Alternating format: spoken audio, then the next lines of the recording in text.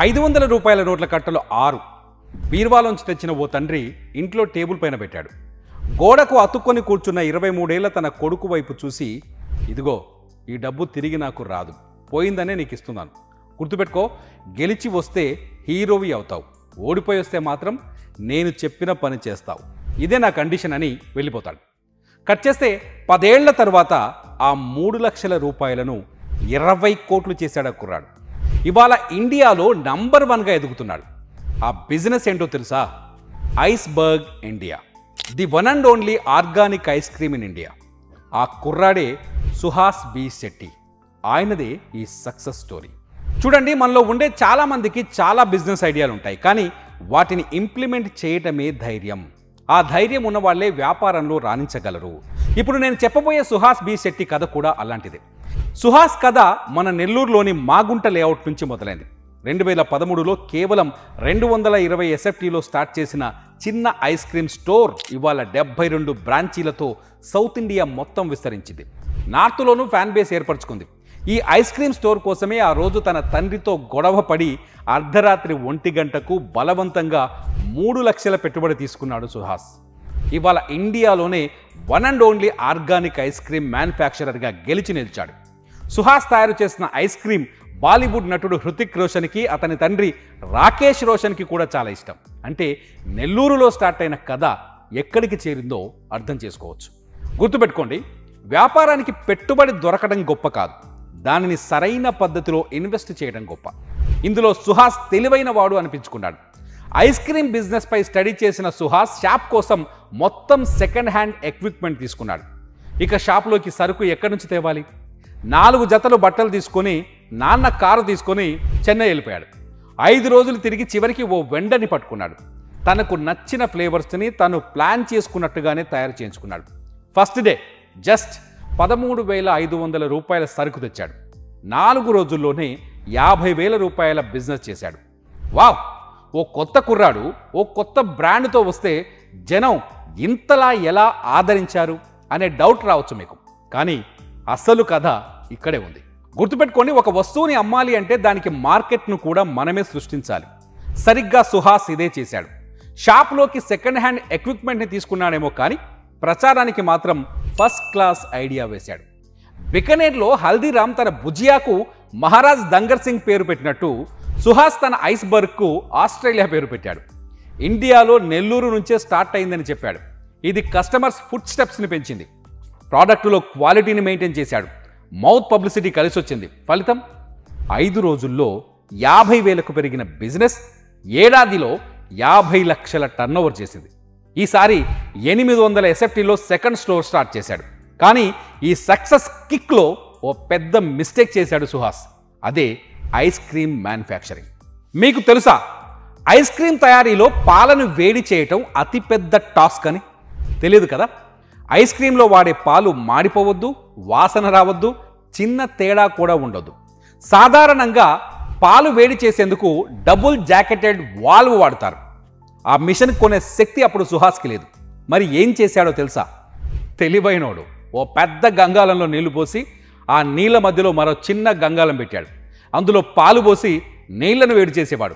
Ice cream తయారు చేయడం కనిపెట్టాడు, కానీ చెన్నై టేస్ట్ను మాత్రం తీసుకురాలేకపోయాడు. అప్పుడు ఏమవుతుంది? మొత్తం బిజినెస్ డౌన్. ఎక్కడి నుంచి ఎదిగాడో అక్కడికి పడిపోయాడు. గుర్తుపెట్టుకోండి, గేమ్స్లో గెలుపు ఓటములు ఎలా ఉంటాయో బిజినెస్లో కూడా అలాంటివే. ఓసారి ఓడిపోయామని లైఫ్ అంతా ఓడిపోతాము అనుకోవటం పొరపాటు. చాలామంది ఇలాంటి టైంలోనే బిజినెస్ని వదిలేస్తారు. కొందరైతే ప్రాణాలు కూడా తీసుకుంటారు. తప్పు. ఇక్కడే బలంగా నిలబడాలి. 2015లో సుహాస్ కూడా అదే చేశాడు. కొందరు చెప్పారు, నువ్వు అయిపోయావు, ఐస్ క్రీమ్ తయారు చేయలేవని, మ్యానుఫ్యాక్చరింగ్ యూనిట్ని క్లోజ్ చేయమని సలహాలు కూడా ఇచ్చారు. చెన్నై నుంచి మళ్ళీ దిగుమతి చేసుకోమన్నారు. కానీ సుహాస్ ఇవేవి పట్టించుకోలేదు. తన కిచెన్లో రెగ్యులర్గా ప్రయోగాలు చేయడం మొదలుపెట్టాడు. ఒక్కో రోజైతే 100 లీటర్ల ఐస్ క్రీమ్ను కూడా తీసుకెళ్లి కుప్పతొట్టిలో పడేసేవాడు. ఇలా 8 నెలలు కష్టపడ్డాక ఓల్డ్ టేస్ట్ని ఒడిసి పట్టుకున్నాడు. మళ్ళీ బిజినెస్ రీస్టార్ట్. చెన్నై నుంచి ఐస్ క్రీమ్ తెచ్చినప్పుడే విజయవాడలో ఓ ఫ్రాంచైజీ ఇచ్చాడు. తను మ్యానుఫ్యాక్చరింగ్ స్టార్ట్ చేశాక అంటే 2019 నాటికి 2 తెలుగు రాష్ట్రాల్లో 30 ఫ్రాంచైజీలు ఇచ్చాడు. బిజినెస్ బాగానే ఉంది, కానీ కాంపిటేటర్స్ పెద్ద ఎత్తున పెరిగిపోతున్నారు. సో ఇక్కడే మరో సరికొత్త ఆలోచన చేశాడు. ఐస్ క్రీమ్ పైన ఓ పెద్ద రీసెర్చ్ చేసి ఆర్గానిక్ ఐస్ క్రీమ్ తయారు చేయాలని నిర్ణయించాడు. ఎస్, ఇప్పుడు మీరు తింటున్న ఐస్బర్గ్ ఐస్ క్రీమ్ పూర్తిగా ఆర్గానిక్. ఇందులో ఎలాంటి కెమికల్స్, ప్రిజర్వేటివ్స్ లేవు. ఐస్బర్గ్ పార్లర్కు వెళ్తే ఫౌండర్ ప్రామిస్ అని ఓ బోర్డు కనిపిస్తుంది. మీరు ఎప్పుడైనా చూసుంటారేమో చూడండి. ఆ బోర్డు మీద సుహాస్ ఇచ్చిన హామీ కూడా కనిపిస్తుంది. ఐస్బర్గ్ ఐస్ క్రీమ్ తింటే జలుబు, దగ్గు, దాహం ఏది ఉండదు. ఇంకో విషయం ఏంటంటే షుగర్ పేషెంట్స్ కూడా భయం లేకుండా తినొచ్చు. ఇప్పటికీ అదే ప్రామిస్తో ముందుకెళ్తున్నాడు సుహాస్. కానీ ఈ ఆర్గానిక్ ఫార్ములాను కనిపెట్టడానికి మాత్రం ఎంతో తీవ్రంగా కష్టపడ్డాడు సుహాస్. సుహాస్ ఫార్మసీ చదివాడు కదా, ఆ చదువు ఆర్గానిక్ ఐస్ క్రీమ్ తయారీకి ఉపయోగపడింది. ఆర్గానిక్ మిల్క్ వాడాడు, ఆర్గానిక్ కౌ బటర్ వాడాడు, షుగర్ బదులు స్టీవియా వాడాడు. ఐస్ క్రీమ్ని సేవ్ చేసేందుకు గోర్గం, అదే బాదాం బంక అంటారు కదా, దానితో ఓ ఫార్ములాను తయారు చేసి ఐస్ క్రీంలో కలిపాడు. 2015లో ఐస్ క్రీమ్ తయారీకి తను చేసిన ప్రయత్నాలన్నీ ఈసారి సుహాస్కు పనికొచ్చాయి. విజయవంతంగా ఆర్గానిక్ ఐస్ క్రీమ్ని రెడీ చేశాడు. ఇప్పుడు 11 బ్రాంచీలను సొంతంగా నడిపిస్తున్నాడు. 61 ఫ్రాంచైజీలను రన్ చేస్తున్నాడు. 30 ఫ్లేవర్లు అన్నీ న్యాచురల్ పద్ధతిలోనే రెడీ చేశాడు. నెల్లూరులో 2 ఎకరాల్లో పెద్ద మ్యానుఫ్యాక్చరింగ్ యూనిట్ పెట్టాడు. రోజుకి 15,000 లీటర్ల ఐస్ క్రీమ్ రెడీ చేస్తున్నారు. ఇప్పుడు మొత్తం ఇండియాకు విస్తరించే పనిలో పడ్డాడు Suhas. Iceberg organic ice cream దేశంలో ఎక్కడా దొరకదు. మీకు విషయం తెలుసా? చాలా 5 స్టార్ హోటళ్లలో, పార్టీల్లో iceberg ice cream special attraction. సెలబ్రిటీలు అనేక మంది ఐస్బర్గ్ని ఇష్టపడి తింటారు. 2013లో 3 లక్షలతో మొదలైన ఈ బిజినెస్ ఇప్పుడు 20 కోట్ల రూపాయల టర్నోవర్ దాటింది.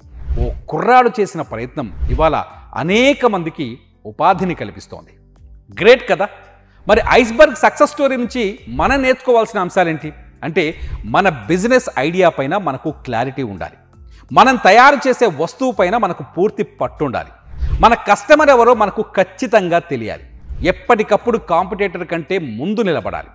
సుహాస్ని అడిగితే మా నాన్న చెప్పారు అంటూ ఓ సూత్రాన్ని చెబుతారు. మనిషికి వయసు అయిపోతుందేమో కానీ బిజినెస్కి అవ్వదు, ఎప్పుడూ కొత్త కొత్త ఇన్నోవేషన్స్తో బిజినెస్ ఫ్రెష్గానే ఉండాలి అని. మరి మీరేమంటారు?